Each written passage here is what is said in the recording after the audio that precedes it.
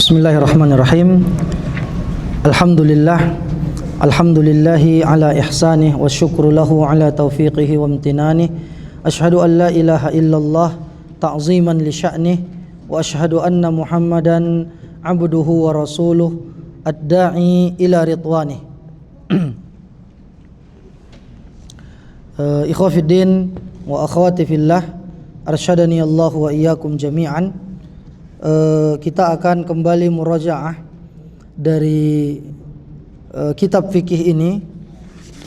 Kali ini kita akan mengulangi kembali secara teori tentang Kitabul Janaiz, ya, fikih tentang jenazah. Dan ini kalau di yang bahasa Arab dari kitab Al-Wajiz di halaman 197. Kemarin kita sudah praktek ya tahun lalu, tapi ana rasa kita perlu membahasnya secara detail dan di akhir materi nanti akan kita praktekkan kembali. Karena qadarullah kemarin waktu praktek suaranya nggak ada ya Pak di rekaman, tapi mungkin di Abu Fahri ada ya, ada suaranya. Taib. Tapi kita perlu untuk prakteknya nanti dari pihak antum, ya, supaya punya pengalaman bagaimana melaksanakan fardu kifayah. Dan juga banyak yang ada beberapa teman-teman yang mungkin tidak ikut pada tahun kemarin dalam prakteknya itu dan perlu untuk kita ulangi kembali. Kita mulai dari orang ketika kita mendapati orang yang sakaratul maut, ya, atau kita lihat dia sudah sakit keras. Apa sunnah-sunnah dan anjuran yang perlu untuk kita lakukan? Yang pertama adalah talqinuhu asy-syahadah, mentalkinkan dia untuk mengucapkan syahadat. Berdasarkan hadis yang sahih disebutkan oleh Nabi sallallahu alaihi wasallam dalam riwayat Al-Imam Muslim, laqinu mautakum la ilaha illallah. Talkinkanlah orang-orang yang akan meninggal di antara kalian dengan la ilaha illallah. Maksudnya di sini adalah dzakkiru man hadarahul maut. Jadi kita mentalkinkan orang yang dalam keadaan sakaratul maut. Ada satu riwayat yang ini disebutkan oleh Al-Imam Ahmad dan derajatnya sahih. Waktu itu Nabi sallallahu alaihi wasallam menjenguk saudaranya, paman beliau dari kabilah Bani Najjar. Beliau mengunjunginya dan beliau katakan, ya khal, qul la ilaha illallah. Wahai khal, wahai pamanku. Cuman khal ini paman dari jalur ibu kita. Apa kalau bahasa Indonesianya? Pakle. Kalau dari jalur bapak siapa? Apa namanya? Pak D. Pak D kalau kakaknya, kakak ibu, kakak bapak. Itu Pak D. Nah itu Pak D itu khol berarti. Kalau dari ayah? Sama juga Pak D, adik dari bapak atau ibu. Kalau Pak D dari atas. Oh gitu. Taib. Kalau bahasa Batak Mandailing-nya beda Pak.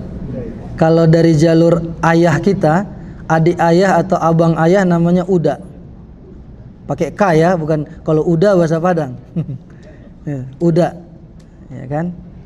Nah, kalau dari jalur ibu kita, adiknya abang laki-laki, adik laki-laki dari jalur ibu kita namanya siapa? Hah? Tulang. Nah, tulang. Nah, itu dia. Ini khol, berarti dari jalur ibu Nabi. Jadi kabilah dari Bani Najjar ini yang sedang sakit ini, yang dijenguk sama Nabi, ini familinya dari jalur Aminah, dari jalur ibunda Rasulullah. Awakhal ana au am, kata beliau. Saya ini khal atau am? Ya, kata Nabi, la bal khal, engkau adalah khalku atau pamanku dari jalur ibu. Kalau perempuan halah atau khalah, gitu ya. Maka Nabi katakan, Qul la ilaha illallah. Ucapkanlah la ilaha illallah. Huwa khairul li, apakah itu baik untukku? Kata Nabi, na'am. Jadi Rasulullah sallallahu alaihi wasallam sangat bersemangat. Bahkan ketika ada anak Yahudi yang sakit, disuruh oleh Nabi untuk mengucapkan la ilaha illallah. Jadi bagaimana caranya, Pak? Misalnya ada Bapak di tempat itu, ada orang yang sakit, keluarga kita bisikkan dari telinga kanannya, la ilaha illallah, sekali aja, gak usah berulang-ulang dan gak usah keroyokan, satu orang aja. Kita lihat bibirnya, kan gak mungkin kita dengar suaranya, jarang lah, karena dia udah sakaratul maut. Kita lihat bibirnya mengucapkan itu, sudah cukup. Nanti mungkin dia baikan lagi, minta minum, ya, kemudian sakaratul maut lagi, ucapkan lagi la ilaha illallah. Begitulah caranya. Ya, bisikkan dari telinga kanannya, dari mana dia mendengar, ya, dari telinga kanannya lebih baik. Ucapkan la ilaha illallah, dan harus ini la ilaha illallah. Karena sebagian orang-orang sufi mengatakan jangan la ilaha illallah, cukup Allah Allah Allah Allah saja. Karena kalau dia bilang nanti la ilaha illallah, pada kalimat la ilah dia mati jadi ateis katanya, jadi komunis. Subhanallah, itu kezaliman itu. Nggak mungkin Allah zalim kepada hambanya. Karena kalau dia bilang la ilah, nggak ada Tuhan, mati, gitu kan? Mati dia, gitu kan? Katanya jadi komunis, jadi ateis, gitu. Nggak percaya Tuhan. Ini kan syubhat-syubhat mereka saja. Innallaha la yudhi'u ajral muhsinin. Allah tidak akan menyia-nyiakan pahala orang yang berbuat baik. Kalau dia baik, kalau dia saleh, zahir dan batin, Allah akan mudahkan ia mengucapkan kalimat la ilaha illallah. Kalau mereka kan talqinnya Allah Allah Allah Allah saja. Dan ini menyelisih hadis. Karena hadis yang sahih tadi mengatakan laqinu mautakum la ilaha illallah, bukan Allah Allah, bukan huwa huwa huwa. Katanya kalau zikirnya udah tinggi makamnya, zikirnya hu. Itu huwa huwa itu tadi. Dan itu la asla lahu minad din, tidak ada asal usulnya dari agama ini.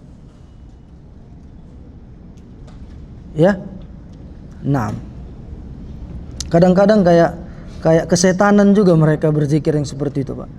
Bahkan yang kerasukan ada, kalau kita lihat di video-video dokumentasi mereka sampai kerasukan dalam mengucapkan kalimat-kalimat itu. Wal iyadzu billah.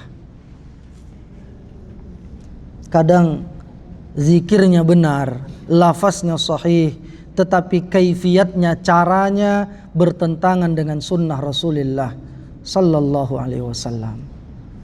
Ya. Disebutkan man kana akhiru kalamihi la ilaha illallah dakhalal jannah.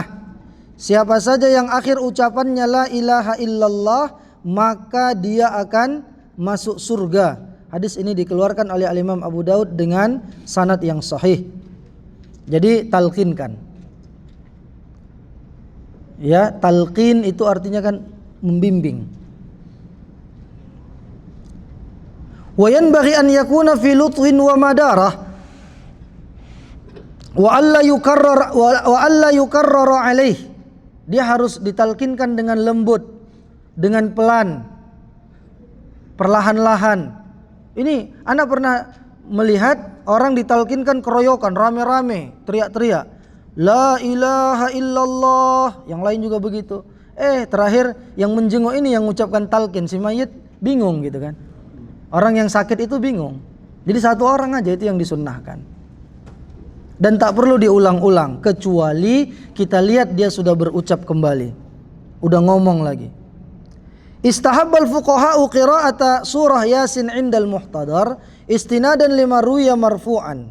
Sebagian ahli fikih menganjurkan untuk orang yang menjenguk orang sakit itu dibacakan surah Yasin. Karena ada sebuah riwayat yang marfu', bacalah surah Yasin bagi orang-orang yang akan meninggal. Lakinnahu haditsun dha'if. fala yusra'u dzalika wallahu a'lam. Tapi ini hadisnya adalah hadis yang dhaif, sehingga itu tidak disyariatkan. Jadi wallahu a'lam, pendapat yang paling kuat tentang hadis yang mengatakan bacalah Yasin kepada orang-orang yang meninggal atau yang akan meninggal, itu hadisnya tidak sahih, sehingga kita tidak perlu membacakan itu. Dan kita lihat juga ketika Nabi meninggal, ketika Ibrahim anak beliau meninggal, ketika Khadijah meninggal, Nabi tidak pernah membacakan surah Yasin atau kul huwallahu ahad kepada yang dihadiahkan kepada Khadijah dan kepada orang-orang yang meninggal di zaman Rasulullah sallallahu alaihi wasallam. Sehingga riwayatnya itu adalah riwayat yang dhaif, tidak bisa dijadikan sebagai hujjah dalam beramal. Ya. Jadi seperti itu jamaah sekalian. Kemudian yang kedua, setelah kita talkinkan, apalagi yang perlu dilakukan? Taujihuhu ilal qiblah, hadapkan ia ke kiblat. Jadi orang yang udah sakit ini tadi, udah sakit parah lah kita bilang, hadapkan ia ke kiblat sebisa mungkin. Posisinya bagaimana? Bisa bagian badan sebelah kanannya di kiblat, misalnya sana kiblat, Pak. Maka anak yang sedang sakit tidurnya begini. Di sini ini kepala saya, ini kaki. Berarti kan bagian kanan saya ke kiblat, sana kiblat kita. Atau yang kedua seperti ini. Sana kiblat, kepala saya di sini. Bantal begini kan? Jadi dia menghadap kiblat. Ini dua cara yang disebutkan oleh para ulama. Kalau ada orang yang sakit dan kita lihat sakitnya ini adalah sakit yang kayaknya udah parah, mendekati sakaratul maut, diusahakan seperti itu, tapi ini hukumnya sunnah saja, tidak wajib. Kalau di rumah sakit mungkin tidak bisa diarahkan seperti itu, ya tidak apa-apa. Tapi kalau bisa, itu yang lebih baik. Begitu ya.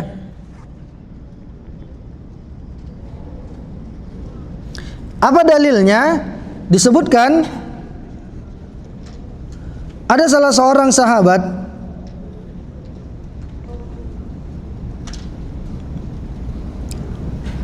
ketika Nabi sampai di kota Madinah, disebutkan dari Barra bin Ma'rur, dikatakan bahwa dia telah meninggal. Barra bin Ma'rur meninggal. Wa umira bisulusihi laka ya Rasulullah. Dan dia berwasiat sepertiga hartanya untukmu ya Rasulullah. Ya. Wa ausa an yuwajjiha ilal qiblati lamma uhtudira. Dan dia mewasiatkan ketika nanti dia sakit dalam sakit sakaratul maut, maka hadapkanlah ia ke kiblat. Maka Nabi SAW mengatakan asabal fitrah, dia telah sesuai sunnah, dia telah sesuai dengan ajaran agama ini. Wa qad radattu sulusahu ala waladihi. Lalu kata Nabi, adapun yang sepertiga dari hartanya yang dia wasiatkan untukku, aku kembalikan itu untuk anak-anaknya. Ya. Thumma dhahaba fa shalla alaihi fa qala Allahumma ighfir lahu warhamhu wa adkhilhu jannatak. Ya, lalu Nabi pun menyolatkan Al-Barra bin Ma'rur, lalu Nabi mendoakannya. Allahumma ighfir lahu warhamhu wa adkhilhu jannatak. Ampunilah dia ya Allah, rahmatilah dia ya Allah, dan masukkanlah ia ke dalam surgamu.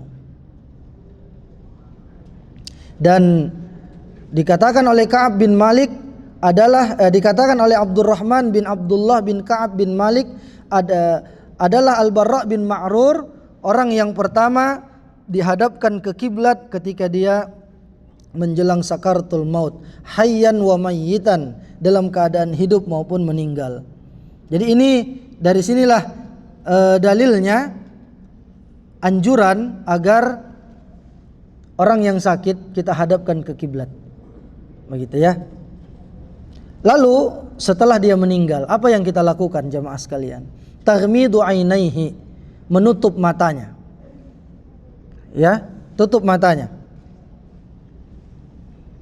Ketika seorang meninggal, di sini kan dikatakan an yughmidu ainaihi wa yad'u lahu. Menutup matanya dan mendoakannya.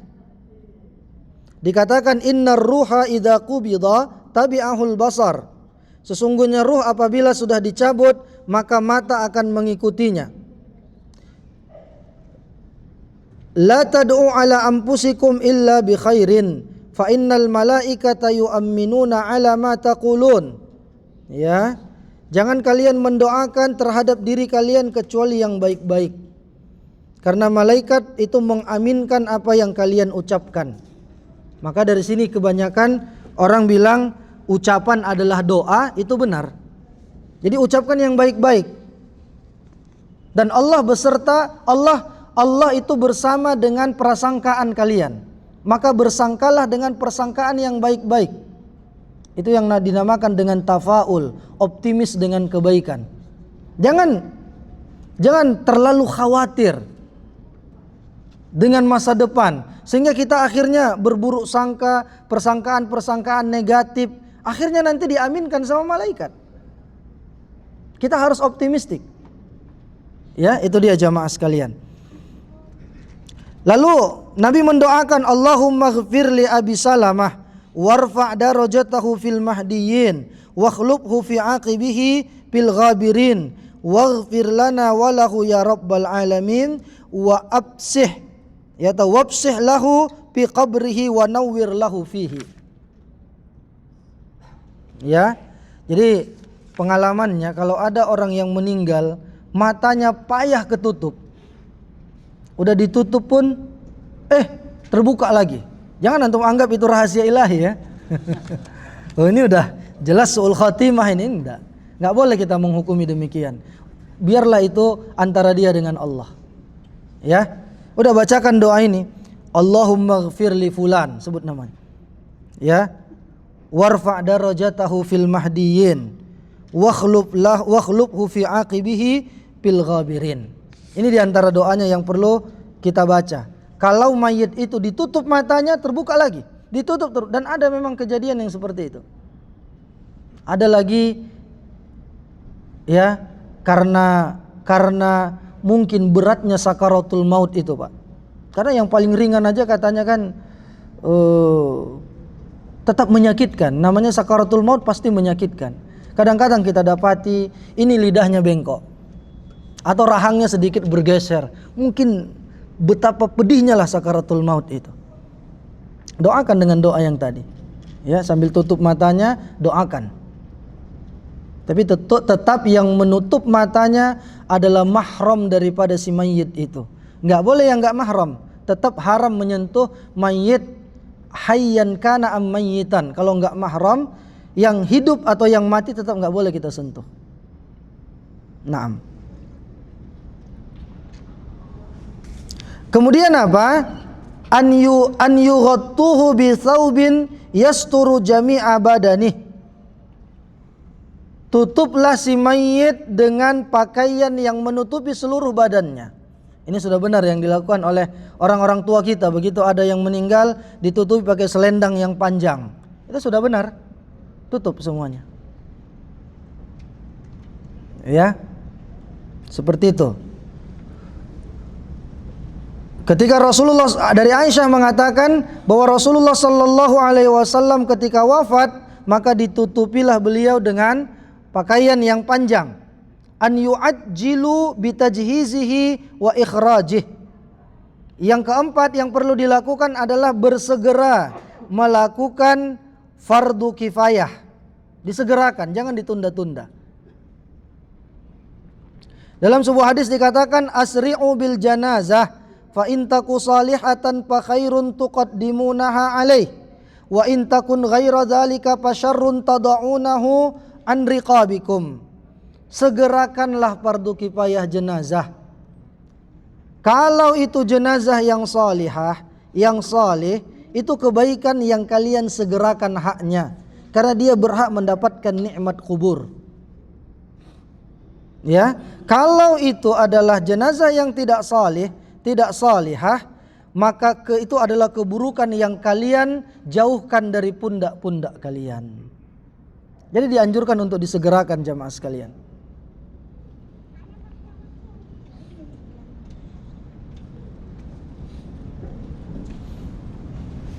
Berikutnya, an yubadira ba'duhum liqada'i dainihi min malihi walau ata alaihi kullihi, bersegera untuk membayarkan hutang si mayit walaupun menghabiskan seluruh tarikatnya atau atau warisannya.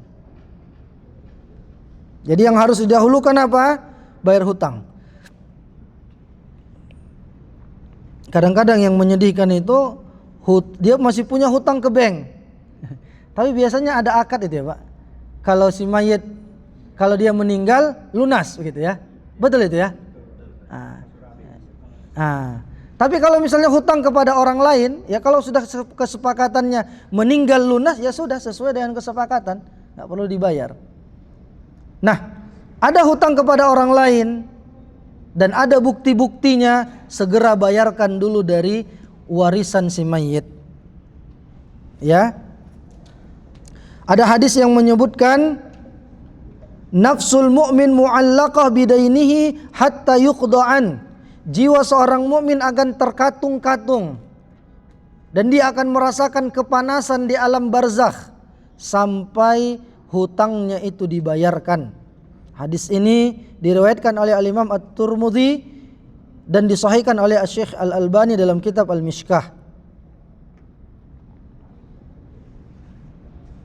Bahkan di sini disebutkan ada salah seorang sahabat yang meninggal dan dia itu punya utang 2 dinar. Lalu Nabi tidak mau menyolatkan sahabat tersebut. Maka Abu Qatadah mengatakan, "Ya Rasulullah, huma alayya." Yang 2 dinar itu saya yang akan bayar ya Rasulullah. "Huma alayka wa fi malik wal mayyitu min huma bari." Lalu Nabi katakan, kalau begitu utang ini engkau yang bayar wahai Abu Qatadah, dari hartamu, dari uangmu. Kalau begitu barulah Nabi mau mensolatkan jenazah tersebut. Setiap kali ketemu sama Abu Qatadah Nabi tagih, udahkah engkau bayarkan wahai Abu Qatadah? Ma sana'atid dinaron, bagaimana kabarnya yang 2 dinar kata Nabi. Ya kan? Kita kan takut juga kalau sudah ditanya apa kabar, ya kan? Karena ada kelanjutannya. Tiba-tiba udah 6 bulan gak pernah komunikasi, tiba-tiba dapat pertanyaan, masih ingat kan apa kabar gitu. Nah, Nabi juga nanya itu kepada Abu Qatadah, ma sana'atid dinaron, wahai Abu Qatadah, apa kabarnya yang 2 dinar? Kata Abu Qatadah, belum saya bayar ya Rasulullah. Besoknya ditanya lagi sama Nabi, ya, sehingga kata Abu Qatadah, qad qadaituhuma ya Rasulullah, aku udah membayarkannya ya Rasulullah. Lalu kata Nabi, al-ana hina baradat alaihi jilduh, sekarang baru kulitnya itu merasakan dingin di alam kuburnya, karena udah dibayar yang 2 dinar. Dinar emas berapa itu Pak? 1 dinar berapa gram? Kalau sekarang dinar paling tinggi apa? Kuwait ya. Artinya untuk ukuran pada masa itu nggak terlalu banyak mungkin ya. Tapi lumayan juga kan, ada satu riwayat yang mengatakan ada sahabat yang bisa beli kambing harganya yang 2 dinar dia bisa beli 1 dinar. Ya, artinya jangan meremehkan hutang piutang. Kadang-kadang ditagih, cuman 1 juta doang kok, lah dia minjem 1 juta gimana coba? Ketika ditagih cuma 1 juta doang katanya. Bahkan kadang yang dipinjemin lebih serem daripada yang menagih. Masya Allah. Jadi antum daripada banyak masalah ke depan, kalau ada yang mau utang, baik di awal jangan gak enakan. Mau kasih ya dikasih, mau ditolak ya ditolak, daripada nanti kita yang gak enakan, gitu ya. Atau dia mau pinjam 1 juta dengan alasan anak mau masuk sekolah ini bulan Juni, gitu kan. Anak mau beli pakaian, ya kita juga punya anak begitu kan Pak. Mau dipinjemin silahkan, alhamdulillah. Antum Masya Allah ya. Kalau misalnya tidak dipinjemin misalnya, anak nggak bisa, afwan, anak kasih ini aja lah 50.000, 100.000, itu untuk antum. Mau dibayar enggak? Dibayar alhamdulillah. Karena betapa banyak permasalahan hutang merusak ukhuwah di antara kita. Asal ditanya, afwan akhi. Ini jawaban andalan ini ya kan. Afwan akhi, belum ada. Masya Allah. Jadi seperti itu jamaah sekalian. Jadi dari harta si mayit, apa yang dahulu dikeluarkan dari situ bayar hutang dia, bukan bagi warisan dulu. Baru apa setelah itu? Baru wasiat, tunaikan wasiat kalau dia punya wasiat. Dan wasiat itu hanya boleh sepertiga. Wassulusu katsir, dan sepertiga itu sudah banyak. Apa maksudnya? Begini. Misal, ini seorang laki-laki, si fulan namanya. Dia kalau di total hartanya, katakanlah 10 juta rupiah. Iya Pak. Nah, wasiat hanya boleh maksimal sepertiga, berarti 3.300.000. Itu yang boleh dia wasiatkan. Dan ingat, la wasiyata liwarithin, tidak boleh berwasiat kepada ahli waris. Karena ahli waris sudah mendapatkan jatahnya tersendiri dalam faraid. Contoh begini misal, nanti kalau ayah meninggal, ini rumah ini kasihkanlah sama adik kalian yang paling kecil ya. Itu kan wasiat. Adik yang paling kecil ahli waris atau tidak? Ahli waris, nggak boleh ditunaikan. Nggak boleh wasiat kepada ahli waris. Ya? Atau dia bilang begini, anak-anak saya Ustaz nggak ada yang peduli waktu saya sakit. Udahlah, semua harta saya ini saya berikan setelah mati, nanti kasihkan aja kepada yayasan A, kepada panti asuhan B misalnya. Boleh nggak ditunaikan ini Pak? Nggak boleh. Hanya boleh diambil sepertiganya. Karena ada hak ahli waris di situ. Selama anaknya belum murtad, selama anaknya bukan pembunuh,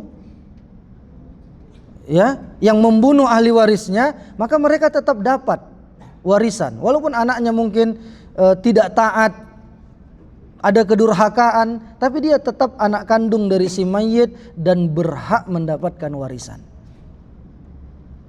Ya, jadi seperti itu. Jadi warisan itu bukan sesuatu yang tersembunyi seperti yang di film-film.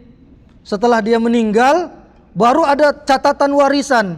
Oh ternyata istrinya nggak dapat, anak kedua nggak dapat, anak ini nggak bisa. Bukan sembunyi. Islam ini agama yang terang benderang, tidak ada yang disembunyi-sembunyikan.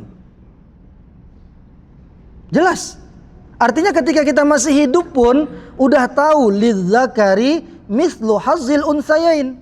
Bagian anak laki-laki seperti bagian dua anak perempuan. Suami ketika istrinya meninggal, berapa bagian suami? Dari harta istrinya ada 2. Di surah An-Nisa ayat 12 itu. Kalau mereka tidak punya anak, bagian suami setengah dari harta istrinya. Kalau mereka punya anak, bagian suami 1/4 dari harta istrinya. Ada dalam An-Nisa ayat 12. Kemudian istri ketika suaminya meninggal, dia juga dapat 1 dari antara 2 bagian. 1/4 kalau mereka tidak punya anak, 1/8 kalau mereka punya anak. Oh, udah gampang aja. Jadi ketika kita masih hidup pun, kita sudah tahu bagiannya masing-masing. Beda konteks kalau itu hadiah. Kalau bapak ngasih hadiah, hibah kepada anak bapak, semasa hidupnya, itu sesuai dengan keadilan orang tuanya. Dia lihat anak pertama, Masya Allah sudah mapan, ya gak perlulah kayaknya dibantu. Anak kedua, qadarullah mungkin dia perempuan, mungkin suaminya juga belum ada pekerjaan tetap misalnya kan. Lalu bapak hibahkan ini tanah ladang sawit 1 hektar misalnya, kasih anak perempuan. Dan mungkin yang lain juga ridha, tidak apa-apa, itu kan akadnya hibah atau hadiah. Begitu ya. Tapi kalau wasiat atau waris itu sudah ada ketetapannya masing-masing. 6. Kemudian ma'asyiral muslimin, setelah tadi kan udah meninggal, lalu apa yang dianjurkan kepada orang-orang yang hadir? Boleh kita kashfu wajhihi wa taqbiluh. Ketika ada yang meninggal, boleh kita buka wajahnya, kita menciumnya. Tapi tetap perhatikan batasan-batasan mahram. Ya, yang laki-laki mencium kalau mayitnya itu laki-laki. Begitu juga yang perempuan. Kalau itu mahram kita silahkan. Misalnya adik perempuan kandung meninggal, ya, keponakan perempuan, boleh kita menciumnya karena itu mahram kita. Apalagi itu mahram yang sifatnya mahram abadi, bukan mahram sementara. Ada Ustaz mahram sementara? Ada Pak? Ada. Apa contohnya mahram sementara? Adik ipar, kakak ipar. Itu mahram sementara. Artinya ketika antum menikah sama istri yang sekarang ini, ya, qadarullah meninggal istrinya, begitu kan? Ketika dia menikah sama istrinya yang sekarang ini, boleh nggak dia menikah sama kakak iparnya? Nggak boleh. Ini kejadian seperti dukun AS ini. Dia menikahi 3 adik beradik kandung. Dan itu haram, nggak boleh. Nah, qadarullah misalnya meninggal istrinya, kemudian dia punya anak-anak dan kakak ipar juga meninggal suaminya, contohnya ini kan. Nah, menikah mereka boleh tidak? Boleh, karena ini mahram sementara. Begitu juga bibi dari jalur istri, itu mahram sementara. Tapi ada yang mahram abadi. Siapa? Mertua. Itu mahram abadi antum. Jangan seperti kejadian mertuaku istriku. Ini udah kayak film ya kan. Meninggal istrinya, ya, menikah dia sama mertuanya, haram karena mertua mahram abadi. Sekalipun pasangan kita meninggal, mertua tetap mertua. Tidak ada istilahnya mantan mertua. Begitu juga adik kandung, adik perempuan kita, kakak perempuan kita. Yang perempuan, abang kandungnya, adik kandungnya, itu mahram abadi selama-lamanya. Siapa lagi? Keponakan kandung dari ibu misalnya. Ibu punya anak laki-laki atau keponakan laki-laki, itu mahram abadi. Ketika itu meninggal, boleh nggak dia cium keponakan kandungnya? Itu boleh, tidak apa-apa. Itu dia jamaah sekalian maksud yang disebutkan di sini, bahwa boleh membuka wajah si mayit dan juga menciumnya. Tayyib. Anna Abu Bakrin qabbalan Nabiyya sallallahu alaihi wasallam ba'da mautihi. Abu Bakar mencium Rasulullah sallallahu alaihi wasallam ketika Nabi meninggal.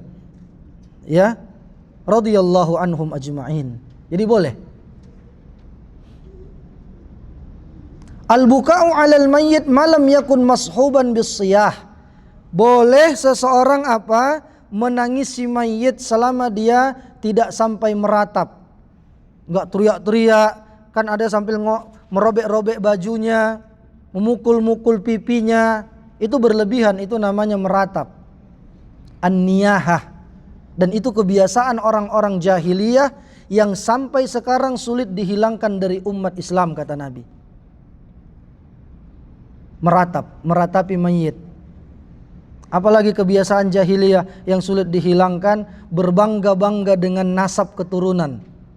Oh, kami dari kalangan habaib, dari kalangan ini, dari kalangan ini. Seolah-olah mereka memegang kunci surga. Enggak ada seperti itu. Ya, demikian.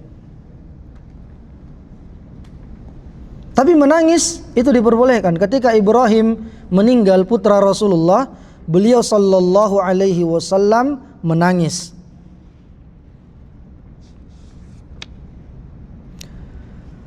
Di sini juga disebutkan, ma'asyiral muslimin, wal buka'u alaihi salasata ayyam, dan masa berkabung itu selama 3 hari, menangis. Ya, disebutkan bahwa Nabi memberikan kelonggaran kepada keluarga Ja'far 3 hari untuk bertakziah, kemudian mendatangi mereka. Lalu kata Nabi, la tabku ala akhi ba'dal yaum, janganlah janganlah kalian menangis terhadap saudaraku ini setelah hari keempat. Artinya kalau mau bertakziah di 3 hari pertama itulah, karena takziah di antara maknanya adalah menguatkan, mengingatkan agar mereka bersabar. Apa yang diharuskan bagi kerabat-kerabat mayit? Yang pertama, as-sabru war-ridha bil qadar. Sabar dan ridha dengan takdir. Walanabluwannakum bisyai'im minal khauf. Sungguh kami akan uji kalian. Semua kita akan melewati ujian ini jamaah sekalian. Apa itu? Sedikit ketakutan. Ya? Pasti kita pernah merasa ini. Sedikit ketakutan. Dia takut, ya Allah, gimana nih nanti anak saya ya? Gimana biaya kuliahnya? Gimana nanti seperti biayanya nanti? Gimana ketika dia nanti merantau? Gimana nanti pendidikannya? Gimana nanti setelah saya meninggal? Mungkin kita ada takut terhadap diri kita, terhadap anak-anak kita. Ini ujian memang. Ini sudah fitrahnya. Wal ju', sedikit lapar. Kalau dihitung-hitung lebih banyak, lebih sering kenyangnya kita apa laparnya, Pak? Lebih sering kenyang. Ya. Naam. Wa naqsim minal amwal, kekurangan harta. Tidak semuanya hidup senantiasa di atas. Ya, ada masa-masa sulit. Inna ma'al usri yusra. Wal anfusi wath thamarat. Ya, kadang-kadang dia juga merasa futur, merasa malas dalam beribadah, banyak godaan-godaan terhadap dirinya. Ini adalah ujian kita. Ya, kurangnya buah-buahan, ya, makanan-makanan sulit kita mendapatkannya. Ketika antum merantau, mungkin nggak bisa makan seblak misalnya kan, nggak bisa makan apa lagi. Kayaknya kalau di Dammam ini apa aja masakan Indonesia ada lah ya kan. Alhamdulillah. Belum tentu di tempat lain seperti itu jamaah sekalian. Tapi tetap tidak semudah mungkin ketika kita berada di negeri kita. Lalu Allah katakan wabasyiris sabirin, beritakanlah kabar gembira kepada orang-orang yang bersabar. Kemudian apa lagi yang diharuskan? As-sabru ala wafatil aulad lahu ajrun azim. Bersabar atas wafatnya anak-anak, maka dia akan mendapatkan pahala yang besar. Nabi SAW katakan, ayyuma imra'atin mata laha thalathatun minal walad kanu laha hijaban minan nar. Siapa saja wanita yang kehilangan 3 anaknya, maka itu akan menjadi tameng bagi dia, penghalang bagi dia dari siksa neraka. Lalu seorang wanita mengatakan, wasnani, bagaimana kalau anak yang meninggal itu 2 ya Rasulullah?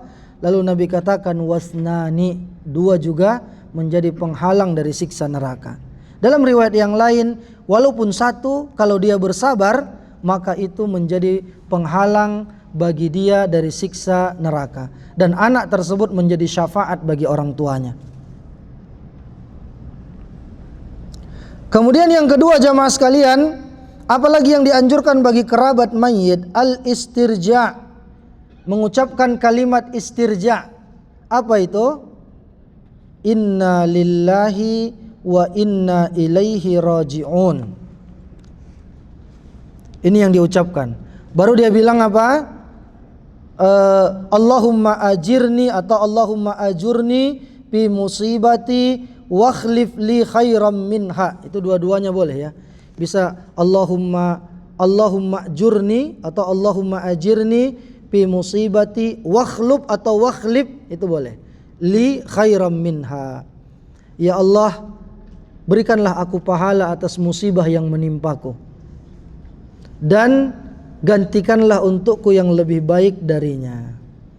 Jadi yang mengucapkan itu orang yang ahli musibah.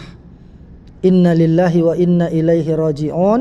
Allahumma ajirni bi musibati wakhlub li atau wakhlib li khairam minha. kita yang mendengar itu boleh juga kita mengucapkan innalillahi wa inna ilaihi raji'un, baru kita doakan Allahumma ighfir lahu warhamhu wa'afihi wa'fu anhu sampai akhir. Bukan Al-Fatihah. Kan ini biasanya kan? Oh, si fulan meninggal, Al-Fatihah, Al-Fatihah, Al-Fatihah. Padahal ini perkara yang menyelisihi sunnah. Enggak ada tuntunannya. Tapi biasa begitu, kalau ada kabar meninggal turut berduka cita, apa komennya di bawah? Al-Fatihah, Al-Fatihah, Al-Fatihah. Ya, ini menandakan bahwa pentingnya menuntut ilmu agama, jamaah sekalian. Ya, jangan apa-apa dibacain kulhu, dibacakan Al-Fatihah. Ini belakangan orang yang berangkat haji pun dibacakan kulhu, dibacakan Fatihah, iya, dibacakan Yasin. Bahkan mereka yang sedang haji juga di Mekah Madinah Yasinan juga, kulhuan juga. Musibah, padahal kan melakukan bid'ah di kota Madinah itu dosanya lebih besar. Wal'iyadzubillah. Tayyib. Jadi itu jamaah sekalian. Apa yang diharamkan atas kerabat? An-niyahah, meratap. Disebutkan dalam sebuah hadis, ada 4 perkara dari umatku yang merupakan perkara jahiliyah. Al-fakhru fil ahsab. Ya, bangga dengan keturunan. Di situ apa diartikan al-fakhru fil ahsab? Membanggakan leluhur, ya, keturunan. Enggak boleh kita berbangga-bangga, berlebihan. Begitu ya. Wa ta'nu fil ansab, mencela nasab. Oh, ini dari keturunan suku A, berarti identiknya itu jahat-jahat. Enggak boleh begitu. Semua orang tergantung keimanan dan ketakwaannya. Oh, ini dari daerah fulan. Oh, berarti banyak begalnya. Gitu ya. Hati-hati juga kita. Kalau hanya terkenal saja mungkin seperti itu ya, sebatas lumrah begitu ya, tidak masalah. Tapi kalau sampai menyudutkan daerahnya, itu yang nggak boleh. Menyudutkan nasab keturunannya, itu yang tidak boleh. Oh, keturunan ini identiknya nakal-nakal gitu, nggak boleh juga. Hati-hati. Wal istisqa'u bin nujum, mengundi nasib dengan bintang-bintang. Ya, hati-hati, ini juga dilarang. Oh, kalau dia itu kelahiran bulan April, maka zodiaknya apa? Taurus, Aries, Sagittarius. Maka bulan ini keuntungannya begini, ekonominya begini. Itu kan kita kadang baca iseng-iseng. Itu pun haram kata para ulama. Nggak boleh. Apalagi tren hari ini, begitu pergantian bulan menyampaikan doa-doa, itu nggak boleh, Pak. Sudah berakhir bulan Mei. Untuk bulan Juni ini, maka begini. Ini dinormalisasi sekarang sama orang. Padahal itu nggak boleh. Ya. Tapi kalau misalnya kita ingatkan orang ini bulan haram, amal ibadah itu dilipat gandakan, dosa-dosa juga dilipat gandakan. Ingatkan mereka supaya banyak beribadah. La ba'sa bihi kalau seperti itu. Ya, itu dia jamaah sekalian. Wan niyahah, dan meratap. Ya, apalagi yang dilarang? Dorbul khudud wa syaqqul juyub. Ini bagian dari meratap juga. Memukul-mukul pipi. Kan ada itu di satu daerah, kalau keluarganya meninggal dia potong ujung jarinya sebagai bentuk sikap dia berduka cita. Gitu ya. Atau dia botak kepala rambutnya, bentuk duka cita. Ini bagian dari meratap. Dia pukul pipinya, dia koyak-koyak, dia robek-robek bajunya. Ya, ini lagi yang keempat, halqus sya'ar, memotong rambut dalam bentuk turut berduka cita, itu juga dilarang. Nashrus sya'ar, atau kebalikannya, ketika dia mendapatkan berita duka cita, dia nggak mau potong rambut. Ya, dia mengacak-acak rambutnya, bentuk duka cita, dan itu terlarang. Ma yajibu lil mayyit, ya, apa yang diwajibkan bagi mayit, nanti insyaallah akan kita bahas pada pertemuan berikutnya. kita cukupkan dulu sampai di sini. Kita ada waktu untuk tanya jawab. Kita persilahkan. Wa akhiru da'wana anil hamdulillahi rabbil alamin. Wassalamualaikum warahmatullahi wabarakatuh. Ya.